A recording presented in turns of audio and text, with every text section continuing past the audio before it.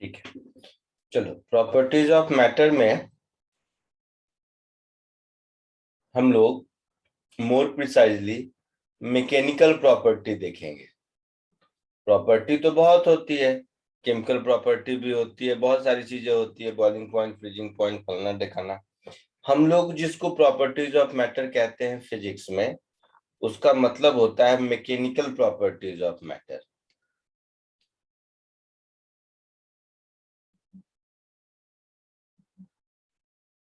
Mechanical properties of matter.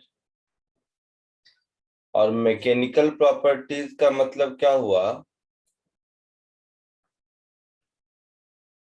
कि किसी object पर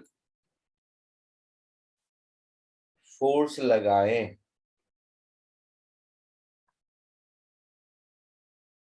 या किसी तरह का उसमें मैकेनिकल चेंज लाएं, तो उससे रिलेटेड जो प्रॉपर्टी होती है उसको हम लोग मैकेनिकल प्रॉपर्टीज कहते हैं। तो मैकेनिकल प्रॉपर्टीज ऑफ मैटर में तीन पार्ट होता है। एक को हम लोग कहते हैं इलास्टिसिटी,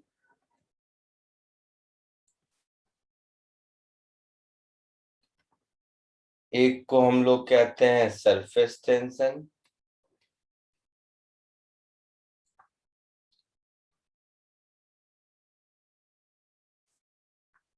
और एक को हम लोग कहते हैं विस्कोसिटी। सो जब हम लोग मैकेनिकल प्रॉपर्टी कहते हैं तो हम लोगों को ये तीन चीजें इसके अंदर पढ़नी है। उसमें से ये जो इलास्टिसिटी है ये सॉलिड की प्रॉपर्टी है, ठीक है,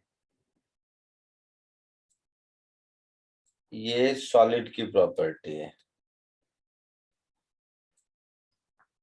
और सरफेस टेंशन और विस्कोसिटी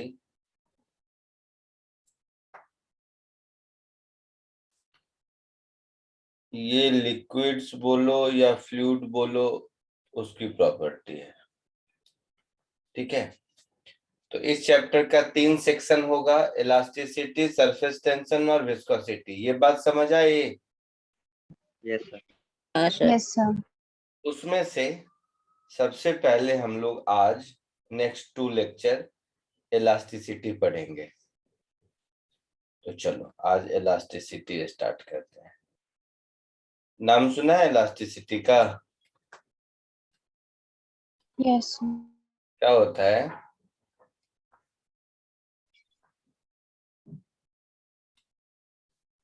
बोलो, कोई आइडिया?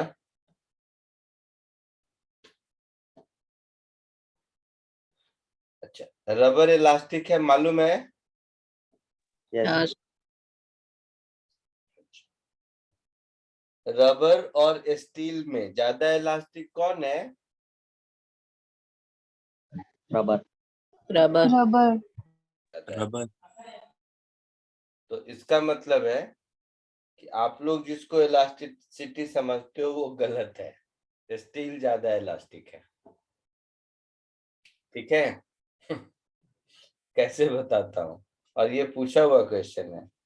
ये चैप्टर स्टार्ट यहीं से होता है कि स्टील और रबर में which is more elastic, answer will be steel. आप लोगों को इलास्टिसिटी का लिटरल मीनिंग जो भी दिमाग में बैठा हुआ है वो अपनी जगह रहने दो उसको। इलास्टिसिटी का मतलब ये होता है कि अगर किसी बॉडी में किसी भी तरह का हम शेप और साइज से रिलेटेड चेंज करें तो वो बॉडी उसका अपोज करे।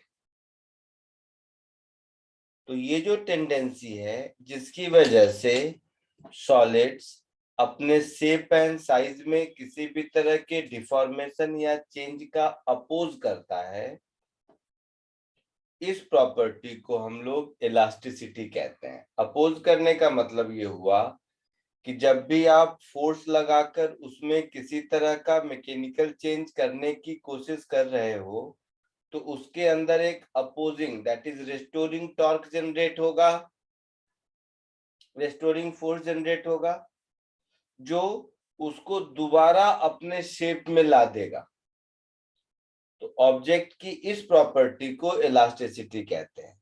ये बात आपको भी मालूम है, इसमें कुछ नया नहीं है, नहीं है ना?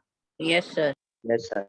अब इसको थोड़ा सा अप्लाई करने में प्रॉब्लम होती है। इसको अब ऐसे सोचो कि अगर हम स्टील के शेप एंड साइज को चेंज करने की कोशिश करें और रबर के शेप एंड साइज को चेंज करने की कोशिश करें फोर्स लगा के, तो किस में ज्यादा आसानी होगी?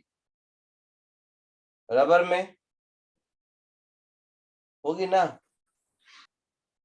और किस में शेप साइज चेंज करना ज्यादा डिफिकल्ट होगा? स्टील में। तो जिसमें शेप साइज चेंज करना ज्यादा डिफिकल्ट हुआ, इसका मतलब है कि उसमें ज्यादा अपोजिंग फोर्स जनरेट होता है। हाँ सर। Yes sir. है ना? मतलब वो ज्यादा इलास्टिक है। क्लियर है? Yes sir. Yes sir, clear है। Steel is more elastic than rubber. कोई डाउट? No sir. तो सबसे पहले इलास्टिसिटी का डेफिनेशन।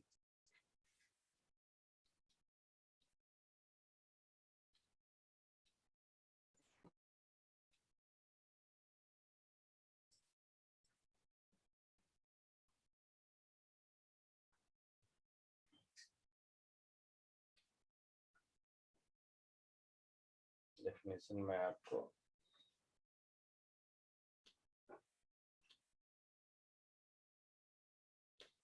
तो चैप्टर का नाम प्रॉपर्टीज ऑफ मैटर है ना?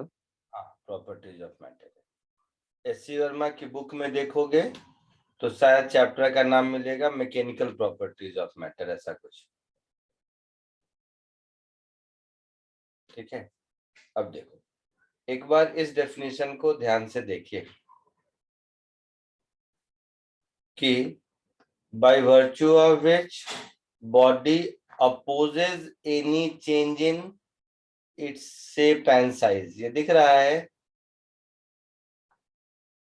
When deformation are applied.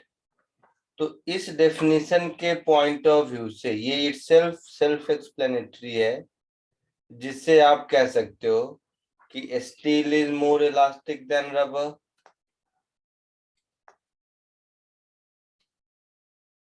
समझ आया? ये वाला मैटर समझे कि नहीं? हाँ sir. Yes sir.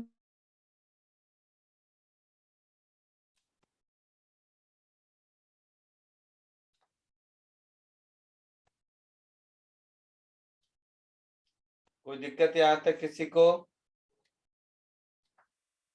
No sir. तो पहले इसको कॉपी कर लो जल्दी से, तभी आगे बढ़ूंगा।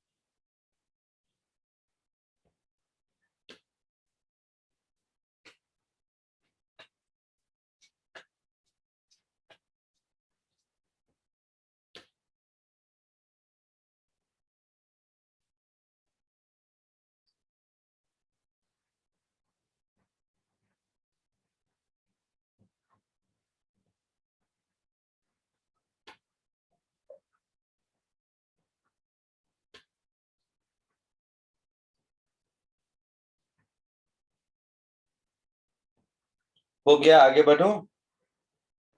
Yes, sir. ठीक है।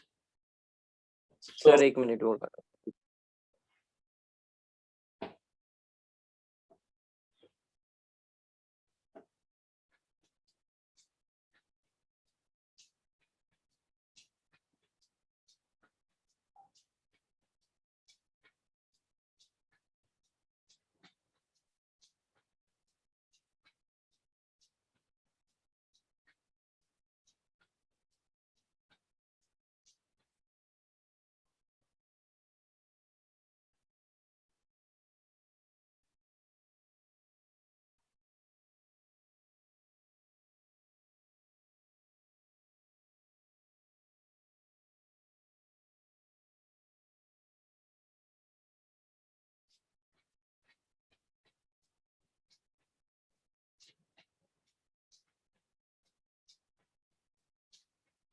हो गया? हाँ सर। हाँ सर हो गया। ठीक है। अब इलास्टिसिटी पढ़ने के लिए कुछ टर्मिनोलॉजी को समझना जरूरी है, जिसमें सबसे पहला टर्म आता है स्ट्रेस।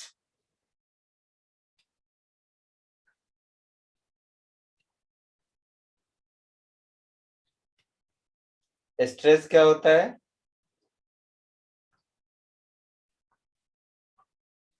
तो नॉर्मल लैंग्वेज में भी स्ट्रेस तो सुना होगा ना बहुत बार, जितना प्रेशर उस ऑब्जेक्ट पे बॉडी पे पड़ा है उसको स्ट्रेस कहते हैं। ये भी एक बहुत बड़ा मिसकंसेप्शन है। कैसे, समझिए।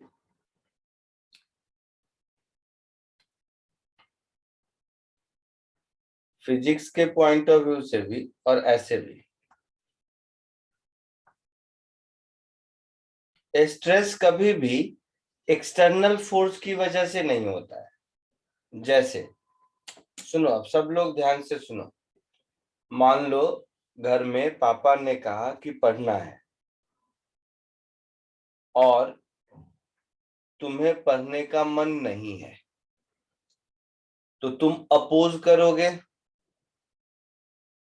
मना करोगे, पापा को समझाने की कोशिश करोगे कि अरे पापा इसी संडे को तो एमटी खत्म हुआ है, अभी तुरंत तुरंत तो भी फुर्सत मिला है, ऐसा कुछ तो कहानी बनाओगे, है ना? तो ये जो तुम मना कर रहे हो, ये अपोजिंग फोर्स है तुम्हारा। ठीक है? यस। पापा ने कहा पढ़ने को, तो ये हुआ अप्लाइड फोर्स। तुम्हारा मन नहीं है पढ़ने का, तो ये हुआ अपोजिंग फोर्स।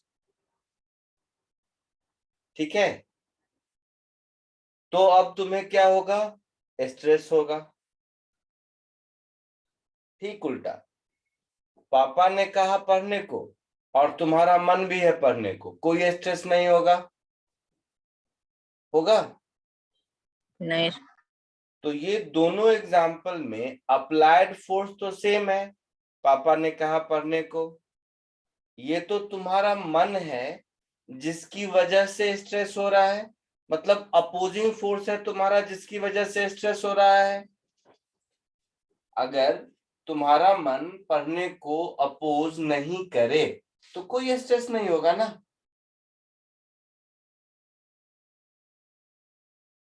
हाँ सर। ये बात समझ गए? हाँ सर। हाँ। अब इसको मैकेनिक्स के हिसाब से देखते हैं कि जब भी कभी हम लोग किसी ऑब्जेक्ट पर उसका शेप साइज चेंज करने के लिए फोर्स लगाते हैं, तो वो ऑब्जेक्ट रिएक्ट करता है। रिएक्ट मतलब उतना ही वो अपोजिंग फोर्स अपने अंदर जनरेट करता है, स्प्रिंग के जैसा। जैसे स्प्रिंग के लेंथ को पुल करने की कोशिश करो तो वो पीछे की ओर फोर्स जनरेट करता है ना, अपोजिट डायरेक्शन में। स्ट्रिंग को देखो, स्ट्रिंग को पुल करने की कोशिश करो तो पीछे की ओर फोर्स जनरेट होता है, इसको टेंशन कहते हैं, है ना? हाँ सर। तो ये स्प्रिंग फोर्स या टेंशन ये सब क्यों हुआ? क्योंकि स्ट्रिंग का लेंथ या स्प्रिंग का लेंथ इंक्रीज कराना चाहता है एक्सटर्नल फोर्स, और वो उसका अपोज करता है, इसकी वजह से हुआ टेंशन, और टेंशन की वजह से स्ट्रेस। सो ये जो रेस्टोरिंग फोर्स जनरेट हुआ ऑब्जेक्ट के अंदर, दैट रेस्टोरिंग फोर्स पर यूनिट एरिया, इसको हम लोग स्ट्रेस कहते हैं। 90 इतनी कहानी मैं इसलिए सुनाया ना क्योंकि 99% स्टूडेंट 2 साल पढ़ने के बाद भी इस बात को लेकर कंफ्यूज रहते हैं कि स्ट्रेस अप्लाइड फोर्स पर यूनिट एरिया है। नहीं, न्यूमेरिकल वैल्यू उसका अप्लाइड फोर्स के बराबर हो नहीं मतलब है। Stress is due to restoring force, opposing force. Applied force की वजह से स्ट्रेस नहीं होता है। दोनों एग्जांपल जैसा मैंने बताया कि अगर तुम जिसका मन है पढ़ने को, उसको भी तो पापा ने कहा पढ़ने को, और जिसका मन नहीं है उसको भी पापा ने कहा पढ़ने को, लेकिन स्ट्रेस उसको होगा जिसका मन नहीं है, मतलब रेजिस्टेंस उसके अंदर जनरेट हुआ है पढ़ने को लेकर। क्लियर है? तो स्ट्रेस अपोजिंग फोर्स की वजह से होता है। मैथमेटिकली फोर्स पर यूनिट एरिया को हम लोग स्ट्रेस कहते हैं। तो यहां तक कोई दिक्कत नहीं? No, sir. क्योंकि वो मतलब अप्लाइड फोर्स सेम ही रहता है इसलिए ना, क्या? उस पर डिपेंड नहीं करेगा सर, अप्लाइड फोर्स सेम ही रहता है ना। हाँ, इसलिए अप्लाइड उस पर डिपेंड। इक्विलिब्रियम के केस में अप्लाइड फोर्स और अपोजिंग फोर्स का वैल्यू सेम रहता है। जब ऑब्जेक्ट का साइज चेंज होना बंद हो जाता है तब हम लोगों को सेम आंसर आता है, ध्यान नहीं भी देंगे तब भी। इसीलिए हम लोगों को लगता है कि स्ट्रेस अप्लाइड फोर्स पर यूनिट एरिया है, ऐसा नहीं है। ठीक है? सो बाय डेफिनेशन हम ऐसा कहेंगे, by virtue of elasticity,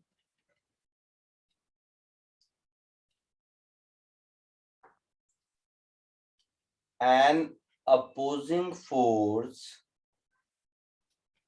opposing बोलो, restoring बोलो, कुछ भी नाम दे दो,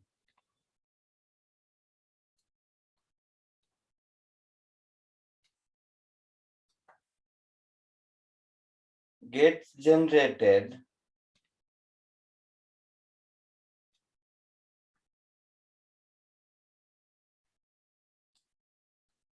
inside solid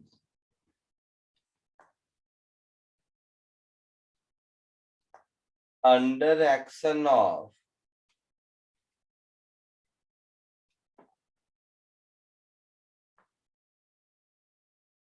applied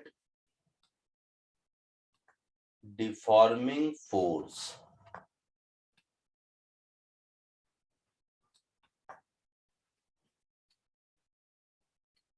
Full stop. This restoring force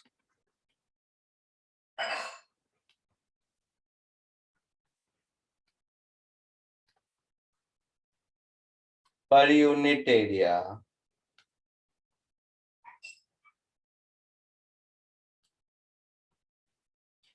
is called stress. ये बात समझ आया?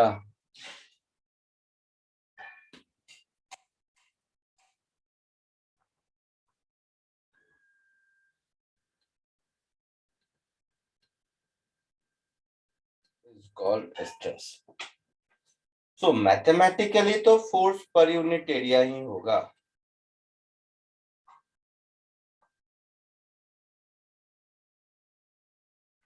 Stress is force per unit area। अब ध्यान से देखो, अब डिपेंड करता है कि डिफॉर्मेशन कैसा हुआ है। तो जैसे अगर मुझे इस मार्कर का लेंथ इंक्रीज करना है तो मैं इस पर फोर्स आउटवर्ड लगाऊंगा, है ना? Yes, sir. अच्छा, अगर इस मार्कर का लेंथ डिक्रीज करना है तो मैं इस पर फोर्स कंप्रेसिव लगाऊंगा, ऐसा है ना? Yes. तो डिपेंड करता है कि किस तरह का डिफॉर्मेशन ऑब्जेक्ट के अंदर हो रहा है, अकॉर्डिंगली उस पर रेस्टोरिंग फोर्स लगेगा और अकॉर्डिंगली उसमें स्ट्रेस होगा। तो ये स्ट्रेस अलग अलग टाइप के होते हैं।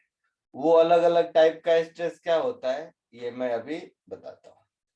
पहले यहां तक कॉपी कर लीजिए।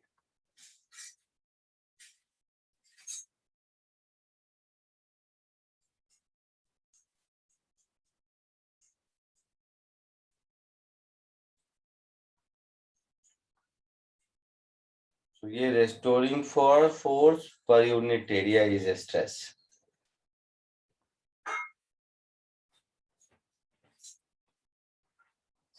सर फॉर्मूला में आपने क्या लिखा है वो? F upon A। सर ये नहीं जानना एक ये सेकंड। जानना नहीं सर वो सिंबल सिग्मा सिग्मा। ये रेस्टोरिंग फोर्स इंपॉर्टेंट है, ये सब लोग गलत करते हैं। नॉट अप्लाइड फोर्स, याद रहे।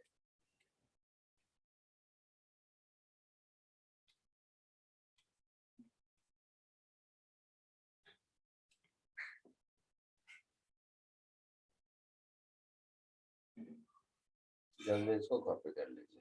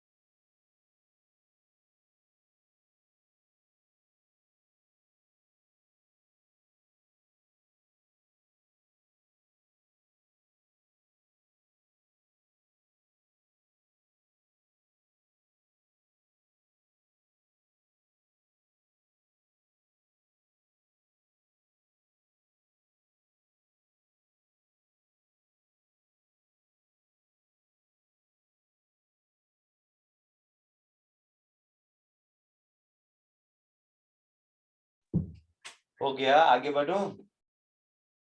Yes, sir. अब ये जो मैं कह रहा था डिफरेंट टाइप के स्ट्रेस, उसका मतलब क्या है देखो।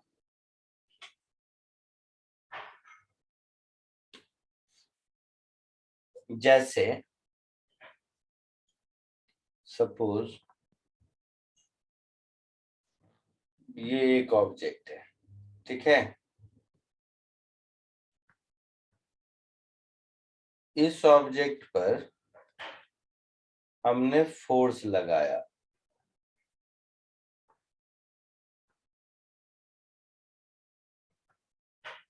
दोनों साइड से फोर्स लगाया।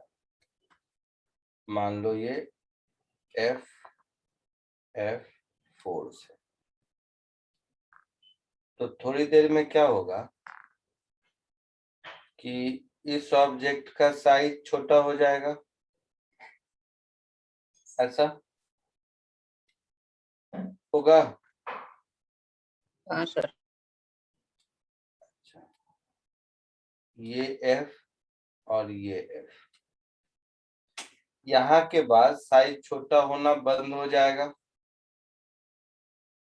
तो साइज छोटा होना बंद हो गया मतलब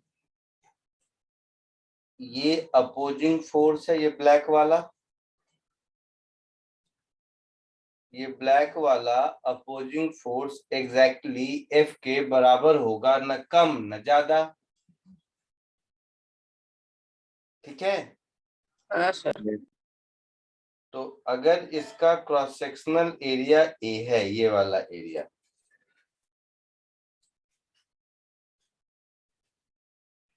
तो इसका स्ट्रेस ये फोर्स पर यूनिट एरिया होगा। और स्ट्रेस किधर होगा? बाहर की ओर। ये समझ रहे हो? स्ट्रेस किधर होगा? हाँ सर। बाहर. स्ट्रेस बाहर की ओर होगा, है ना। हाँ सर। तो मतलब स्ट्रेस अपोजिंग फोर्स बाहर की ओर लगेगा, है ना। हाँ सर। अच्छा, तो अपोजिंग फोर्स अगर बाहर के तरफ लगेगा तो इस स्ट्रेस को, और अप्लाइड फोर्स अंदर की ओर लगेगा तो इसको हम लोग कंप्रेसिव स्ट्रेस कहते हैं। समझ आया? सर रिपीट कीजिएगा. हाँ, सो इसका सिमेट्रिक डायग्राम हम लोग कहते हैं। मान लीजिए ऐसा, इसका ये तो मैं समझाने के लिए ऐसा कहा। ये जो फोर्स पर यूनिट एरिया है, मतलब सिमेट्रिक डायग्राम इसका ऐसे समझ लीजिए, क्योंकि यहाँ पर आपको जस्ट एक लाइन दिख रहा है ना, इसका शेप साइज कुछ होगा तो ये क्रॉस सेक्शनल एरिया होगा, ऐसा, है ना। तो Yes. वाला डायग्राम यही है, मैं ये कहना चाह रहा हूँ। तो ये हो गया मेरा कंप्रेसिव स्ट्रेस।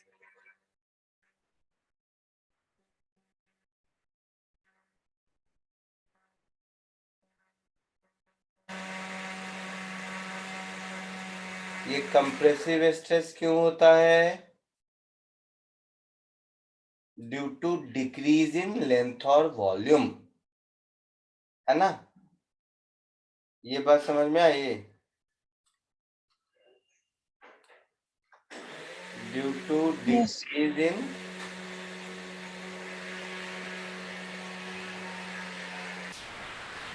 लेंथ और वॉल्यूम। अभी कॉपी मत करना, मैं इसका बाद में बताता हूँ। ये बात समझ आई? यही उल्टा अगर हम इस फोर्स को पुल करें दोनों ओर से, तो उस केस में अपोजिंग फोर्स अंदर की ओर लगेगा, टेंशन इन द स्ट्रिंग के जैसा। नहीं समझे? हाँ सर समझ। इसमें अपोजिंग फोर्स बाहर की ओर लग रहा है। यही अगर ऐसा होता,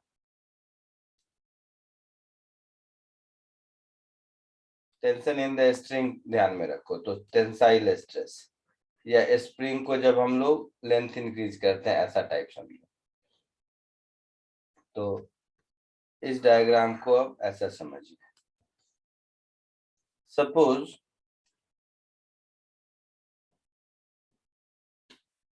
यही कहानी ऐसी रहती है कि ये एक ऑब्जेक्ट का लेंथ है, इस पर अप्लाइड फोर्स इधर लग रहा है, मान लीजिए एक साइड भी लग सकता है, मैंने दोनों साइड लगाया समझाने के लिए। ये अप्लाइड फोर्स है, तो थोड़ी देर के बाद क्या होगा, इसका लेंथ इंक्रीज हो जाएगा, है ना। तो इसका लेंथ इंक्रीज हुआ और इंक्रीज होकर यहाँ पर इंक्रीज होना बंद हो गया।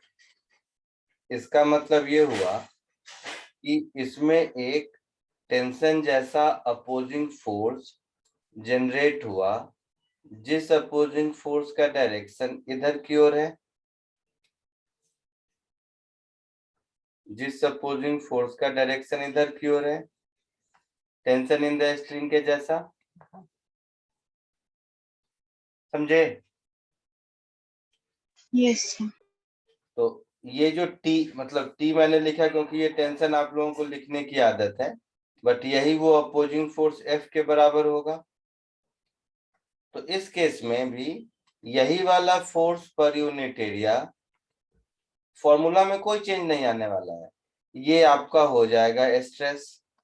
इस स्ट्रेस का नेचर कैसा होगा, तो टेंसाइल स्ट्रेस होगा। ये फॉर्मूला के हिसाब से ऊपर वाला और नीचे वाला दोनों का फॉर्मूला स्ट्रेस का एक ही है, सारे स्ट्रेस एक ही जैसे होते हैं, है ना, सारे स्ट्रेस एक ही जैसे होते हैं फॉर्मूला के हिसाब से। लेकिन उसका जो थॉट प्रोसेस है, जो मैकेनिकल डिफॉर्मेशन है, उसके हिसाब से देखेंगे तो ये स्ट्रेस मुझे ऊपर वाला stress due to decrease in length की वजह से है, और ये वाला stress due to increase in length और वॉल्यूम की वजह से है। समझे मेरी बात। Yes sir. तो ये होगा due to increase in length और वॉल्यूम, इसको हम लोग बोलेंगे टेंसाइल स्ट्रेस। 2 मिनट रुको।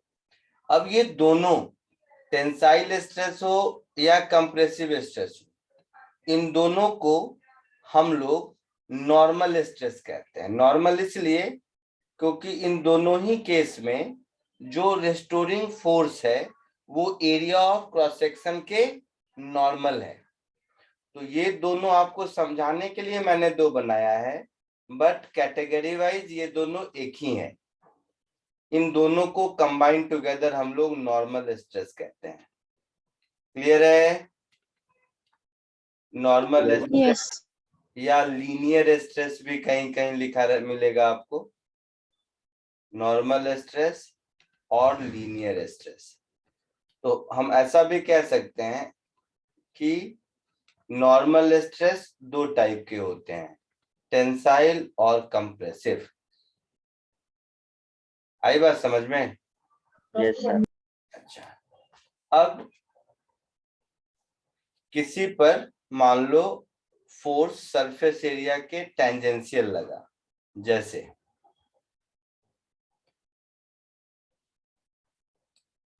सो थर्ड कैटेगरी हो गई टेंजेंशियल स्ट्रेस। मैं बताता हूं ये क्या होता है।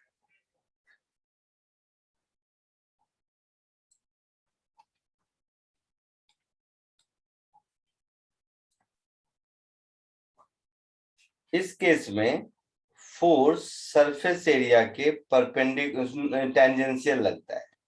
जैसे मान लो कोई बुक है, जैसे देखो ये बुक है, ये बुक दिख रहा है, तो यस सर। ये बुक का टॉप सरफेस है, इस पर मैं फोर्स लगाया तो इसका थिकनेस कम ज्यादा होगा, तो ये हो गया नॉर्मल स्ट्रेस की कहानी, है ना।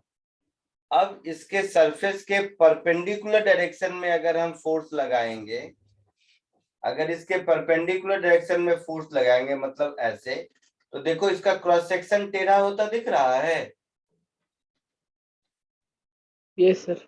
ये वाला क्रॉस सेक्शन, ऊपर वाला लेयर आगे चला गया, नीचे वाला कम रह गया, तो और जब छोड़ते हैं तो वापस आ जाता है अपने नॉर्मल शेप में।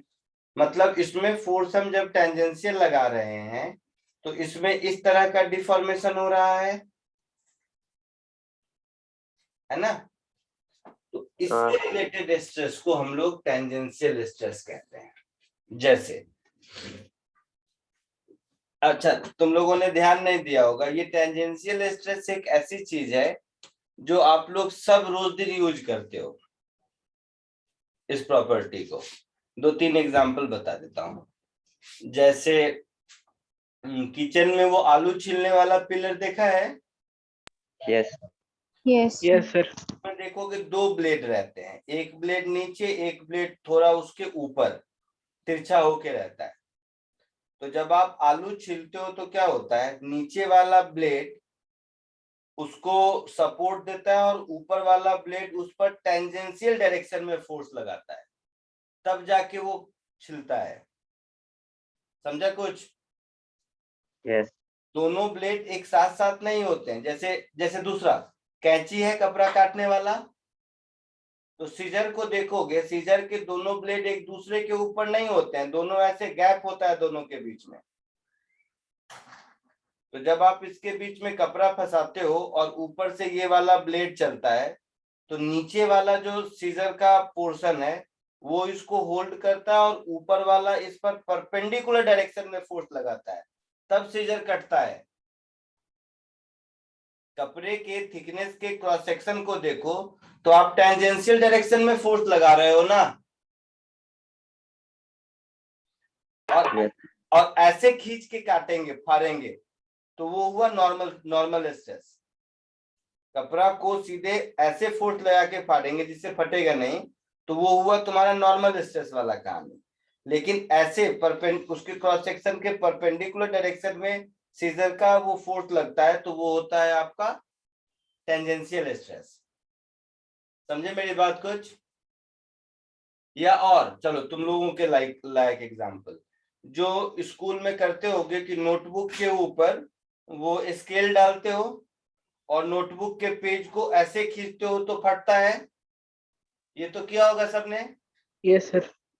तो जब आप ऐसे करते हो तो नोटबुक के पेज के क्रॉस सेक्शन पर हम परपेंडिकुलर फोर्स लगा रहे हैं ना, और जब ऐसे खींचते हैं तो नहीं फटता है, मतलब रैंडमली फट जाता है फिर। तो ये वाला काम क्या हुआ, टेंजेंशियल फोर्स लगाना हुआ, शियर स्ट्रेस। क्लियर है? Yes, sir. चाहे दाढ़ी बनाने वाला ब्लेड है, दाढ़ी बनाने वाला ब्लेड वो केवल ऐसा थोड़ा ना है कि उसको उसमें क्या है, हम लोग परपेंडिकुलरली यहाँ पर लगाते हैं। परपेंडिकुलरली फोर्स नहीं लगाएंगे तो हमारा स्किन कट जाएगा ना। तो जो हमारा स्क्रीन का सरफेस है, स्किन का, उसके टेंजेंशियल डायरेक्शन में फोर्स लगाते हैं। तो उस पे जो बाल है, उस बाल के क्रॉस सेक्शन में देखोगे तो टेंजेंशियल फोर्स लग रहा है। समझ रहे हो तुम लोग?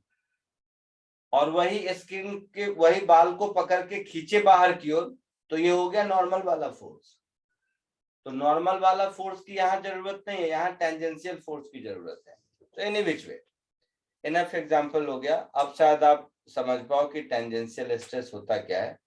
तो ये जितनी कहानी मैंने सुनाई आपको, उसी के कॉरस्पॉन्डिंग एक डायग्राम देखिए। वो सिर्फ जो जैसे बुक का दिखाया वो वाला, मान लो कि आपको समझाने के लिए, ये फिक्स्ड है, ये क्रॉस सेक्शन है। इस क्रॉस सेक्शन में यहां पर किसी ने टेंजेंशियल फोर्स लगाया,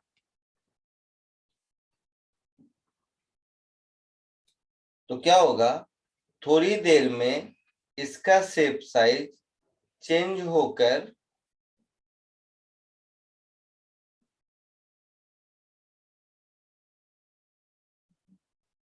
इसका क्रॉस सेक्शन चेंज होकर ऐसा हो जाएगा।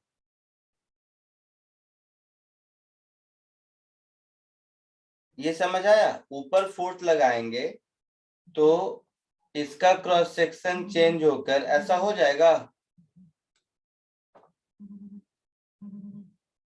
बोलो।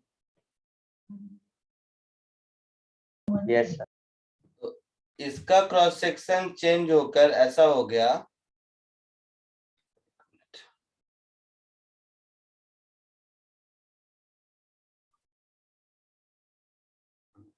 ऊपर ही जा रहा है,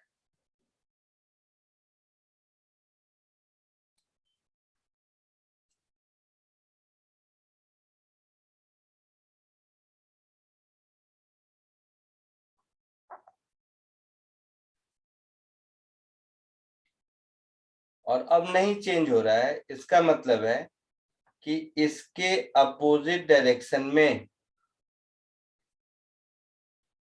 इसके अपोजिट डायरेक्शन में इतना ही रेस्टोरिंग फोर्स एक्ट कर रहा होगा। तो इसमें जो फोर्स लगा है वो इस सरफेस एरिया पर लगा है, ऊपर का जो सरफेस एरिया है। इसको दिखाना मुश्किल है, समझ रहे हो? तो फिर भी दिखाने की कोशिश करता हूँ। ये बुक का ऊपर वाला सरफेस एरिया है जो ऐसा था। अब इस पर फोर्स लगा तो ये टेढ़ा हो गया, ऊपर वाला क्रॉस सेक्शन एरिया। तो ऊपर वाला क्रॉस सेक्शनल एरिया टेढ़ा हो गया, तो फोर्स इस क्रॉस सेक्शनल एरिया के टेंजेंशियल डायरेक्शन में ही लग रहा है ना। तो ये जो टेंजेंशियल फोर्स पर यूनिट एरिया होगा, इसको हम लोग टेंजेंशियल स्ट्रेस बोलेंगे।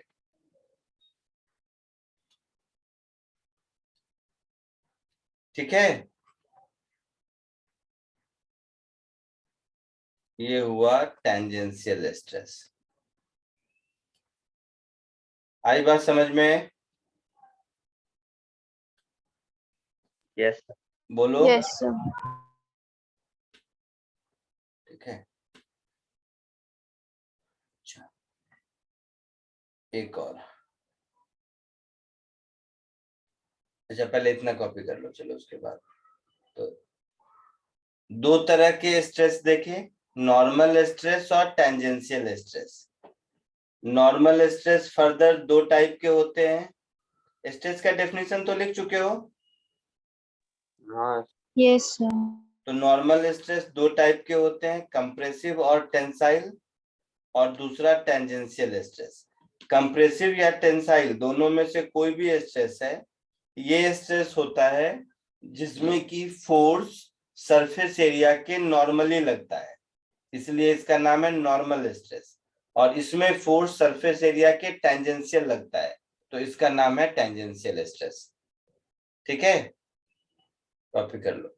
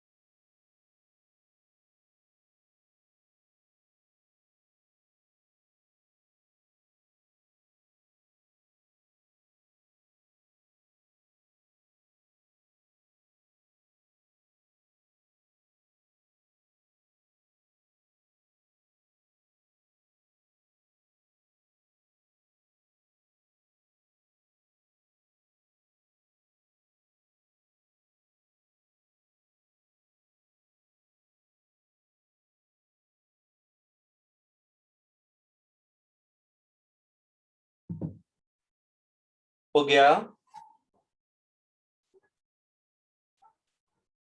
हो गया, आगे बढ़ूं? हाँ सर।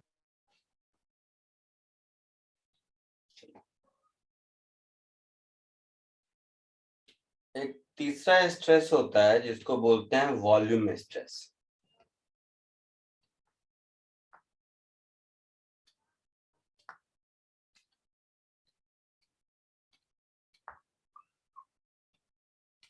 तो वॉल्यूम स्ट्रेस देखोगे एज सच, तो वॉल्यूम स्ट्रेस कुछ नहीं, प्रेशर ही है। जैसे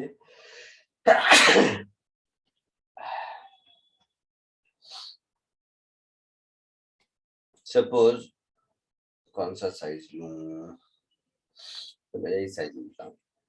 ये एक स्फीयर है, ठीक है। इस स्फीयर पर चारों ओर से प्रेशर लगाओगे तो क्या होगा, इसका साइज छोटा हो जाएगा, होगा? इसका साइज छोटा हो जाएगा, बोलिए। Yes, Yes. sir.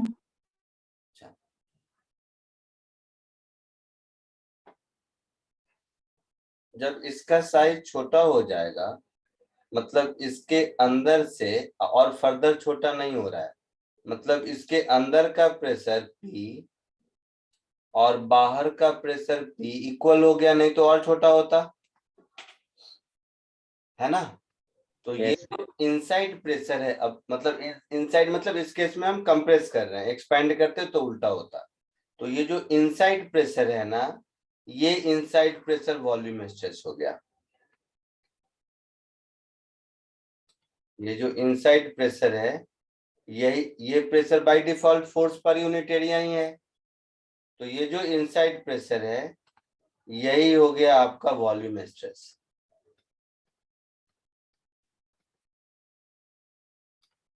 So moral of the story, कुछ भी याद करना हो नहीं करना हो, जैसा भी हो, इलास्टिक डिफॉर्मेशन की वजह से स्ट्रेस होगा। इलास्टिक डिफॉर्मेशन तीन तरह का हो सकता है। लेंथ में चेंज कर सकता है, क्रॉस सेक्शनल एरिया में चेंज कर सकता है, वॉल्यूम में चेंज कर सकता है। लेंथ में चेंज करेगा तो लीनियर स्ट्रेस कहेंगे, क्रॉस सेक्शनल एरिया में चेंज करेगा तो क्रॉस सेक्शनल एरिया वाला टेंजेंशियल स्ट्रेस या शियर स्ट्रेस कहेंगे, वॉल्यूम में चेंज करेगा तो वॉल्यूम स्ट्रेस कहेंगे, मोटे तौर पर। और डीप इनसाइड मीनिंग तो ये है जो मैंने आपको बताया। यहां तक कोई दिक्कत? No, sir. अच्छा, एक मिनट और। टेंजेंशियल स्ट्रेस का दूसरा नाम शियर स्ट्रेस भी है। तो कहीं ये वर्ड मिल जाए तो इसका ये मतलब नहीं समझना कि ये क्या है। तो ये हो गई कहानी स्ट्रेस की। एक दूसरा वर्ड है जिसको हम लोग स्ट्रेन कहते हैं। स्ट्रेस के बाद स्ट्रेन को समझना आसान होता है। So next heading is strain.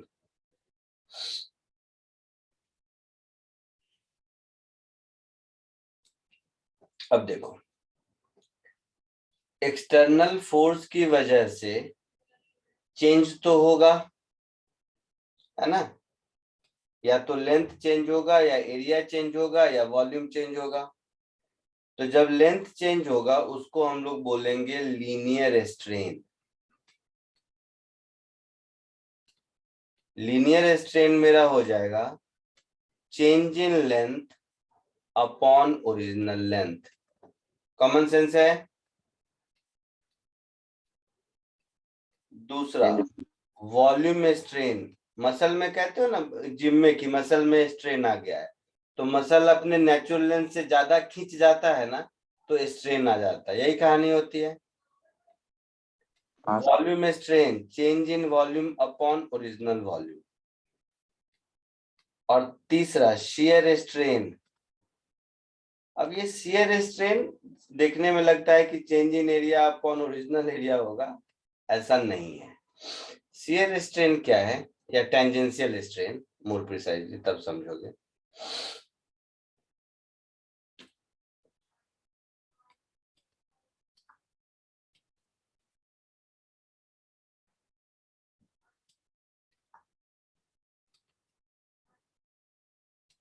तो ये टेंजेंशियल स्ट्रेन समझने के लिए बार बार मेहनत नहीं करते हैं, इस डायग्राम को एक बार फिर बनाते हैं, कॉपी करते हैं, मतलब यहाँ से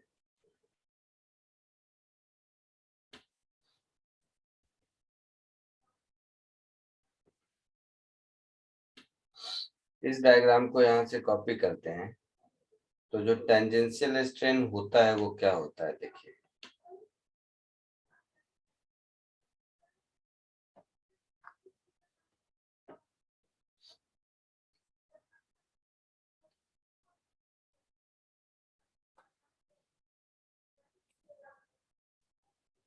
एक मिनट, इधर तो नहीं दे रहा बड़ा वाला।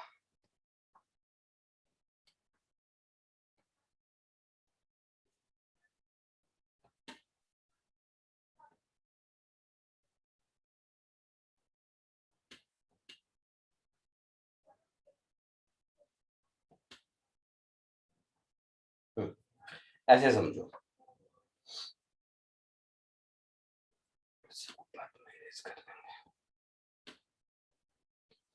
इधर देखो, इस प्रोसेस में क्या हुआ कि इसका जो टॉप सरफेस एरिया है, इस टॉप सरफेस एरिया में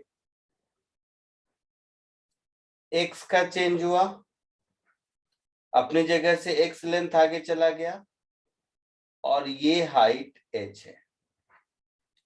तो ये जो tan थीटा है ना, एक्स और एच का रेशियो, इसको हम लोग टेंजेंशियल स्ट्रेन कहते हैं। आई बात समझ में? ये होगा शियर स्ट्रेन। इन सब का डायग्राम इसलिए नहीं ड्रॉ किया कि ये सब मतलब बहुत आसान है। Change in length upon original length, ये तो समझ में आता ही है आपको। Change in volume upon original volume. तो ये 3 टाइप के स्ट्रेन होते हैं। कोई दिक्कत किसी को? अब एक दूसरा पॉइंट, स्ट्रेस स्ट्रेन की वजह से होता है या स्ट्रेस स्ट्रेस की वजह से होता है? बताओ सोच के। स्ट्रेन स्ट्रेस की वजह से। नहीं बेटा, फिर आप गलत हो गए। इसलिए मैं कह रहा हूं फॉर्मूला पे मत जाइए, कॉमन सेंस से। पापा ने कहा पढ़ने को, आपका नहीं मन है पढ़ने का, लेकिन पढ़ना पड़ा, तो अब सर दर्द करेगा, अब स्ट्रेस होगा ना। तो डिफॉर्मेशन होता है, और डिफॉर्मेशन क्यों होता है? डिफॉर्मेशन की वजह से स्ट्रेस होता है। आपके नेचुरल बिहेवियर के अगेंस्ट आपको कुछ करना पड़े तभी स्ट्रेस होगा ना। तो आप में डिफॉर्मेशन होगा, मतलब आप में स्ट्रेन होगा पहले, या तो लेंथ इंक्रीज करेगा, या टेंजेंशियल एरिया डिस्प्लेस होगा, या वॉल्यूम चेंज होगा। तो इसकी वजह से स्ट्रेन हुआ, और वो स्ट्रेन होगा तभी तो स्ट्रेस होगा, क्योंकि स्ट्रेस को तो अपोजिंग फोर्स चाहिए। अपोजिंग फोर्स बिना डायमेंशनल चेंज के कहां से आएगा? समझ आया? Okay sir. So strain causes stress.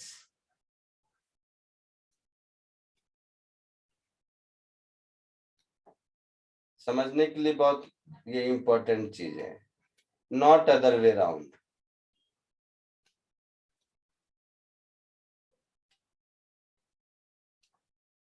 ये याद रहे, ठीक है? तो जल्दी से स्ट्रेन कॉपी कर लीजिए, फिर आगे बढ़ते हैं। छोटा सा टॉपिक है इलास्टिसिटी, इसको 2 लेक्चर मैक्सिमम, मतलब 2 lecture elasticity, 1 lecture viscosity, 1 lecture surface tension more than sufficient है। स्ट्रेन पहले कॉपी कर लीजिए, 2 या इनफैक्ट 1 लेक्चर भी सफिशिएंट है। देखते हैं।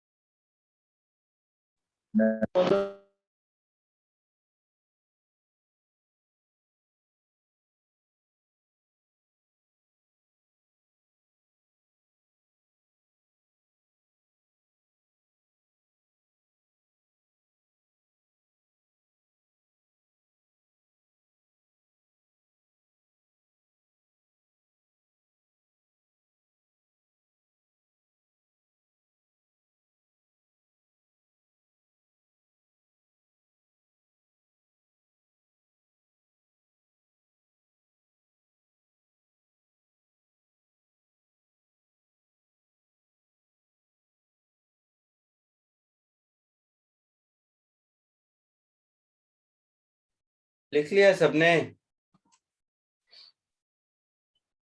आगे बढ़ूं? Yes, sir. चलो, नेक्स्ट एक टर्म होता है जिसको कहते हैं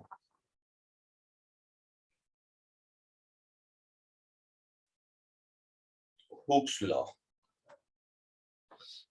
नाम सुना है हुक्स लॉ का? क्या है?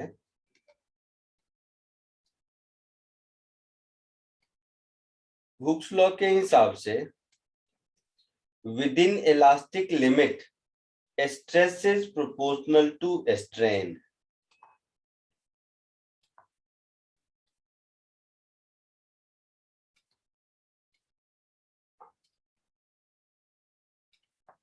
With in elastic limit. ये विद इन इलास्टिक लिमिट क्या होता है ये मैं समझाता हूं। विद इन इलास्टिक लिमिट का मतलब है जब तक ऑब्जेक्ट के अंदर इलास्टिसिटी है। इलास्टिसिटी है मतलब देखो, स्प्रिंग को खींचोगे वापस आ जाएगा, और खींचोगे फिर हो सकता है वापस, लेकिन बहुत ज्यादा खींच दोगे तो अब फैल जाएगा, वापस नहीं आएगा, मतलब उसकी इलास्टिसिटी खत्म हो चुकी है। समझे मेरी बात? यस मोटे तौर पर तो विद इन इलास्टिक लिमिट का मतलब हम ये मानते हैं कि उसमें स्ट्रेन इतना ज्यादा नहीं है कि उसकी इलास्टिसिटी को हैम्पर करे, तो तब तक स्ट्रेस और स्ट्रेन एक दूसरे के प्रोपोर्शनल होते हैं। इसका मतलब हो गया कि स्ट्रेस अपॉन स्ट्रेन कांस्टेंट होगा,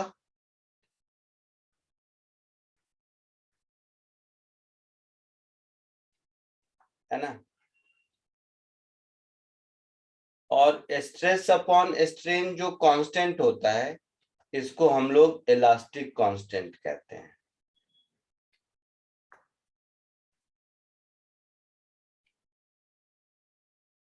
इलास्टिक कांस्टेंट ऑफ मटेरियल।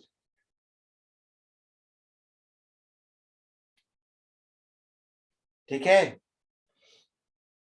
अब स्ट्रेस और स्ट्रेन तीन टाइप के हम लोग देख चुके हैं, तो ये जो इलास्टिक कांस्टेंट है ये भी तीन टाइप का होगा। एक यंग्स मॉडुलस या मॉडुलस ऑफ इलास्टिसिटी भी इसका दूसरा नाम है।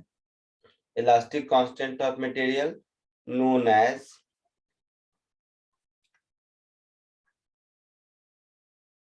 Modulus of elasticity.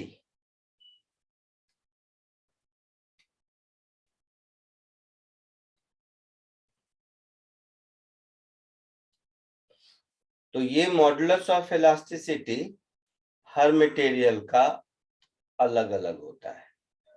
तो जैसे स्ट्रेस स्ट्रेन हम लोग देख चुके हैं तीन टाइप का है, तो ये मॉडुलस ऑफ इलास्टिसिटी भी तीन टाइप के होंगे।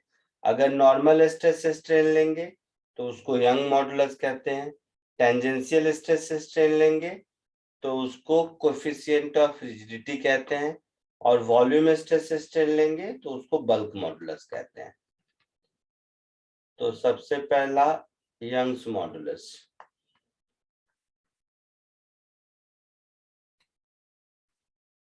तो यंग्स मॉडुलस हो जाएगा मेरा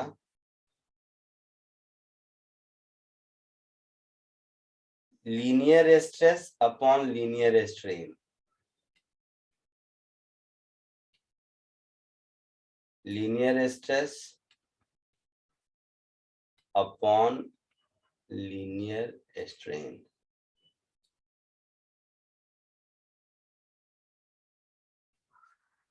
ठीक है, अच्छा इसको थोड़ा सा इलेबोरेट कर देते हैं। तो लीनियर स्ट्रेस तो मेरा हो जाएगा फोर्स पर यूनिट एरिया, और लीनियर स्ट्रेन हो जाएगा delta L upon L,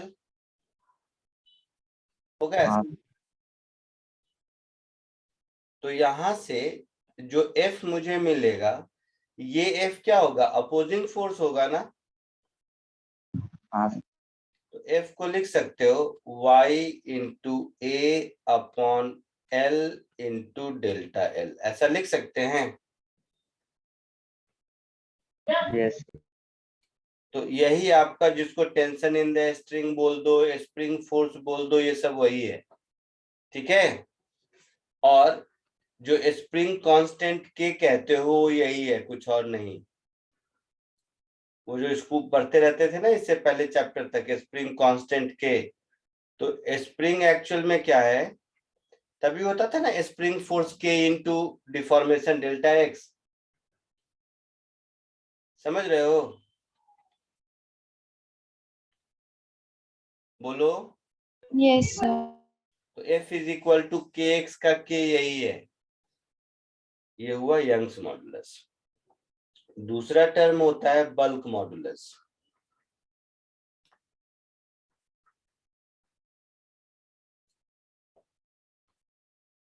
bulk modulus हमारा होता है volume stress upon volume strain. Board के लेक्चर में पढ़े भी होंगे शायद तुम लोग, है ना कि नहीं?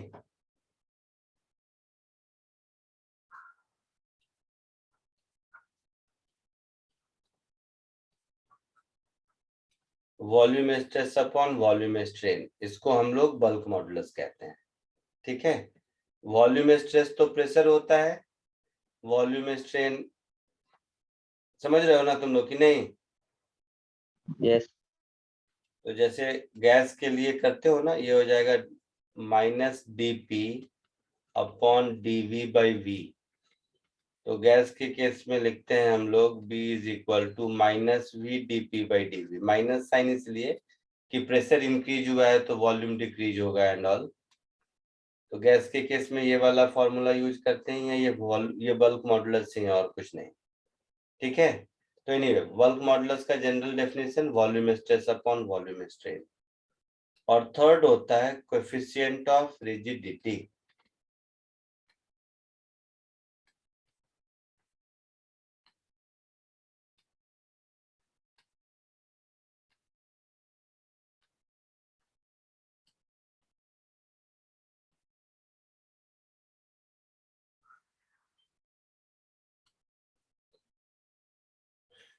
कोएफिशिएंट ऑफ रिजिडिटी क्या होता है, tangential stress upon tangential strain. ये थोड़ा समझने का काम है।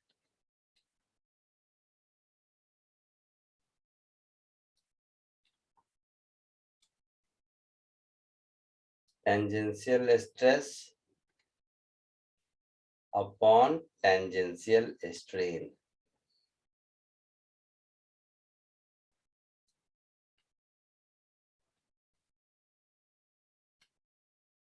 तो टेंजेंशियल स्ट्रेस तो देख लिया था हम लोगों ने, टेंजेंशियल फोर्स पर यूनिट एरिया। और टेंजेंशियल स्ट्रेन अगर याद हो तो tan theta x upon h होता था डायग्राम के साथ, याद है? ऊपर डायग्राम ड्रॉ किया होगा टेंजेंशियल स्ट्रेन का। यस और नहीं तो आपके लिए दोबारा ड्रॉ कर देता हूं, क्योंकि ये टेंजेंशियल वाला पार्ट हमेशा थोड़ा सा अलग हटके रहता है। तो इसी डायग्राम में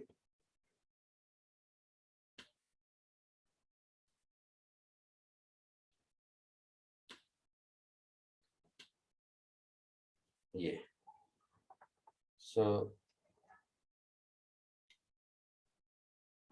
ये जो टेंजेंशियल फोर्स लगा, दैट टेंजेंशियल फोर्स पर unit area upon x by H, ये कोएफिशिएंट ऑफ रिजिडिटी कहलाएगा। कोई दिक्कत यहाँ तक? No, sir. जल्दी कॉपी कर लीजिए।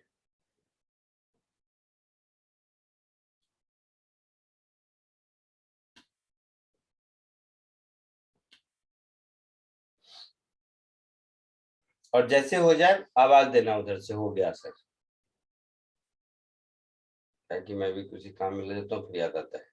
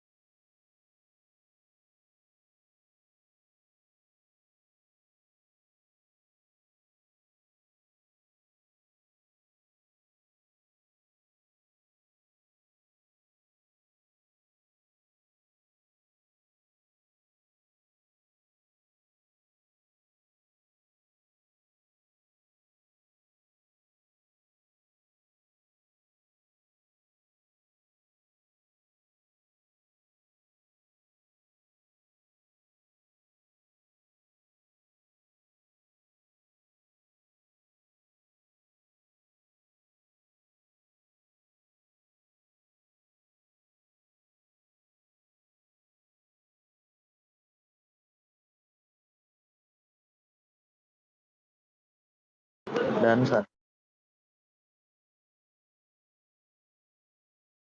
एक मिनट रुकना।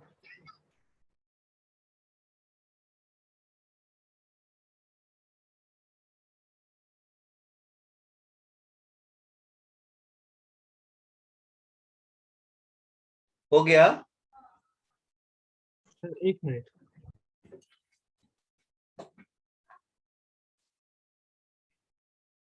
हाँ सर हो गया।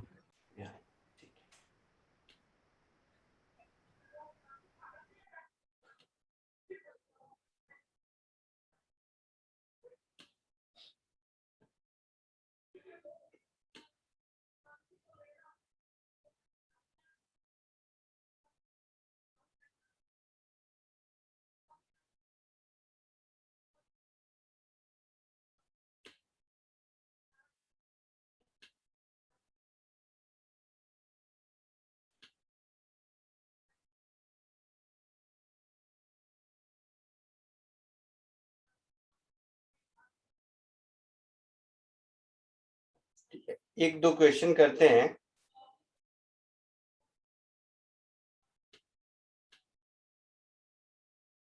इलास्टिसिटी से रिलेटेड। वैसे एससी वर्मा बुक में से आप क्वेश्चन नंबर 1 to 10 अभी अटेम्प्ट कर सकते हैं, ठीक है? तो 1 to 10 घर में कर लेना। अभी एक दो क्वेश्चन करते हैं कंसेप्चुअली जो अच्छा क्वेश्चन है। जैसे एक ये देखिए,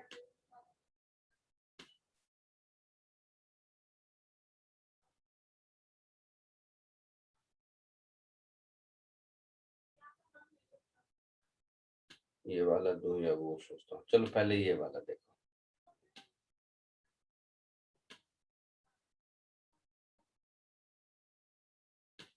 थोड़ा जल्दी 2-3 क्वेश्चन एटलीस्ट कर लें, फंडामेंटल वाला। ये क्वेश्चन दिख रहा है आप लोगों को? Yes. फटाक से बताइए।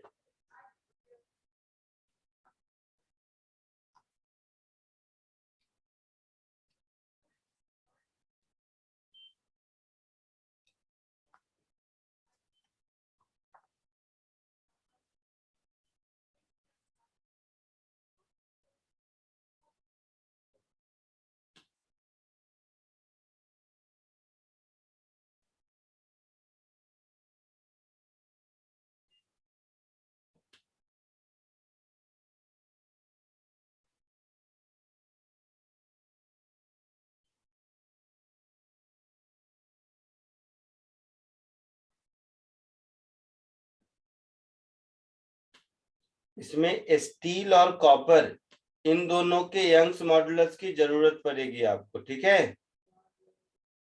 तो वो हाँ, उसके बिना नहीं होगा, तो वो मैं आपको दे देता हूँ।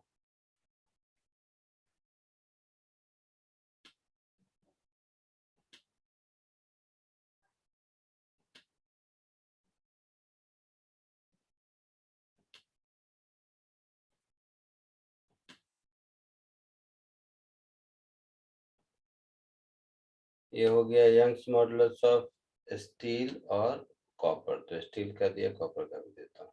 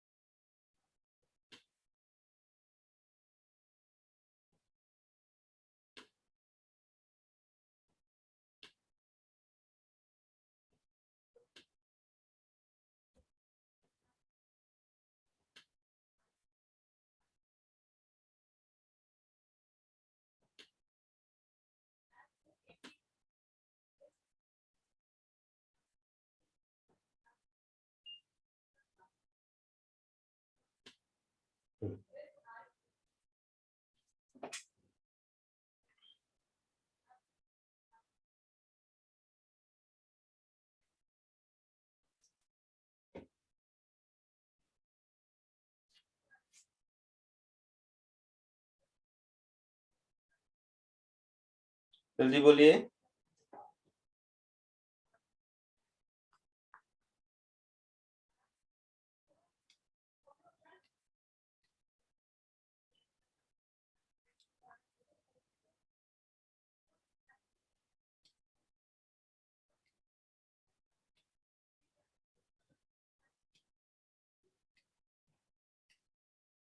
कॉपर वाले में मान लो टेंशन T है, तो स्टील वाले में टेंशन T1 है, तो स्टील वाले में टेंशन T2 होगा, और क्या? और T1 और T2 दोनों की वैल्यू mg के बराबर होगी। बोलो। Yes, sir. Yes, sir. तो find the ratio of longitudinal strain.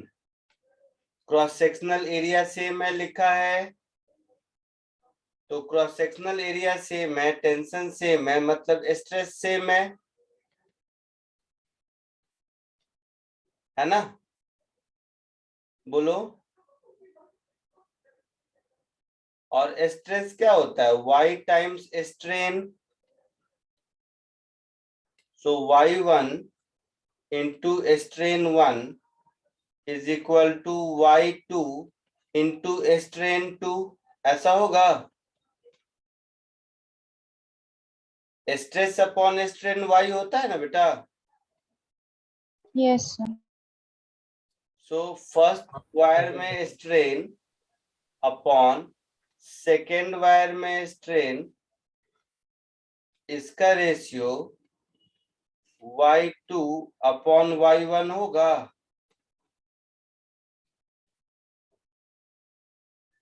बोलिए। Yes, sir. तो 2 हमने स्टील को लिया है और 1 हमने कॉपर को लिया है, तो स्टील अपॉन कॉपर का रेशियो 2/20/13 दिख रहा है शायद।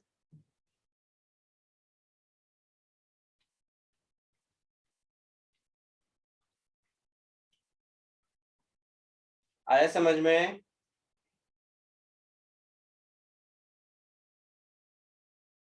सबको समझ आया कि नहीं? Yes, sir. Yes, sir. एक और कीजिए।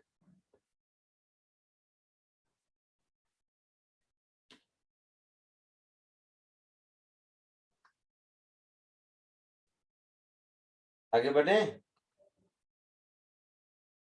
Yes, sir. इसको देखिए।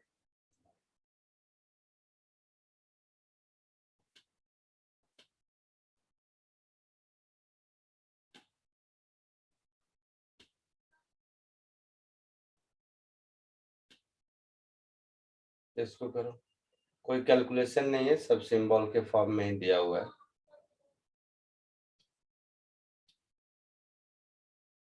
इसको बताइए।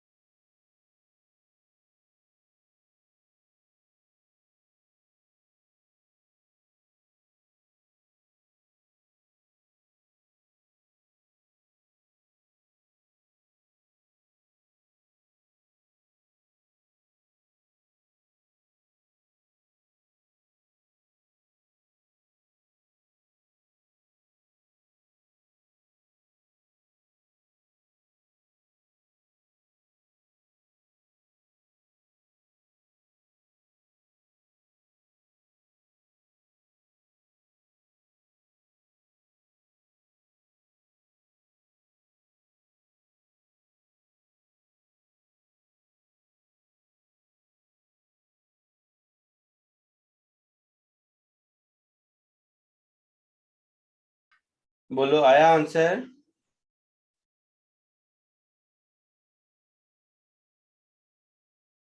बोलो आया किसी को? देखो इधर M2G इधर एक्ट करेगा और ये जो F है वो M2G/2 है। इधर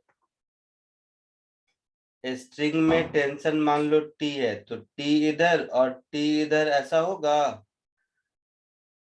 ये A एक्सेलरेशन से नीचे आएगा तो ये भी A एक्सेलरेशन से आगे जाएगा। यहाँ तक कोई दिक्कत? No, sir. तो इक्वेशन ऑफ मोशन क्या लिखेंगे? M2G minus T is M2A और इसका लिखेंगे T minus M2G/2 this is equal to M1A। ठीक है,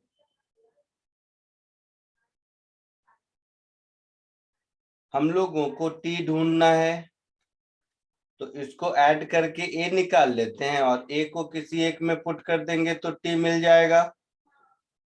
हाँ सर। So M2G/2 is equal to A common M1 plus M2। तो यहां से मुझे एक्सेलरेशन मिल जाएगा M2G upon twice of M1 plus M2 मिलेगा ऐसा। हाँ सर।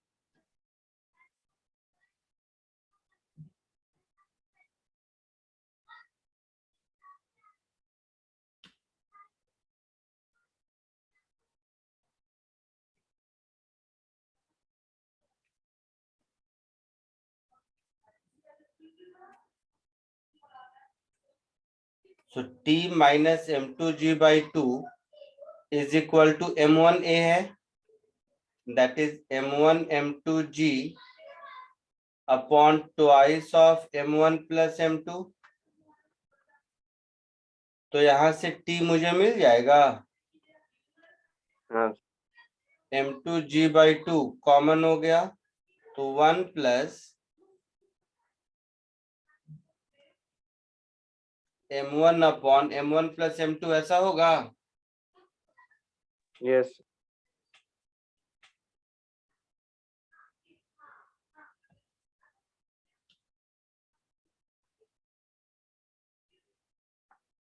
तो ये कितना हो जाएगा बताओ?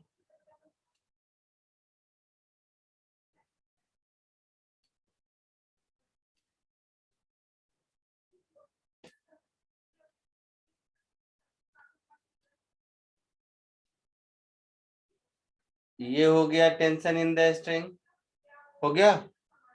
यस। पूछा क्या है ये बताइए? स्ट्रेन पूछा है ना? हाँ। अच्छा, तो ये टेंशन अपॉन एरिया ये स्ट्रेस होगा। यस।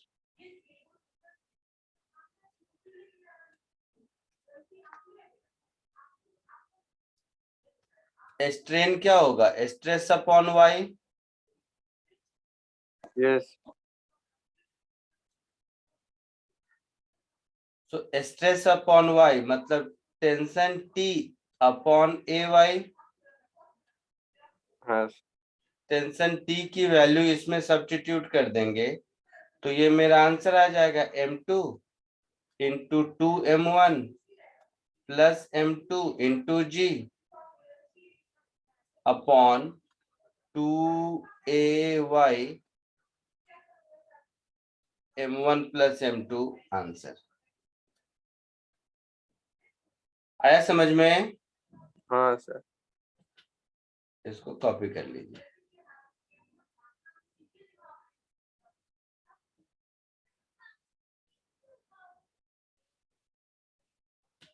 ठीक है, जल्दी इसको कॉपी कर लो। आज के लिए इतना ही, नेक्स्ट लेक्चर में मिलते हैं। मैं रिकॉर्डिंग स्टॉप करता हूँ, स्क्रीन ऑन रहेगा। ठीक है, चलिए बाय। सर हाँ बोलो। सर पीडीएफ भेजो ना आज अगर होगा आपसे, क्योंकि मेरा नेटवर्क प्रॉब्लम था सर। हाँ, वो तो हर बार भेजता ही हूँ, कभी मिस तो किया नहीं, भेज दूंगा। सर नहीं, आज ही भेजो आज। हाँ हाँ आज। ठीक है sir, thank you sir, bye.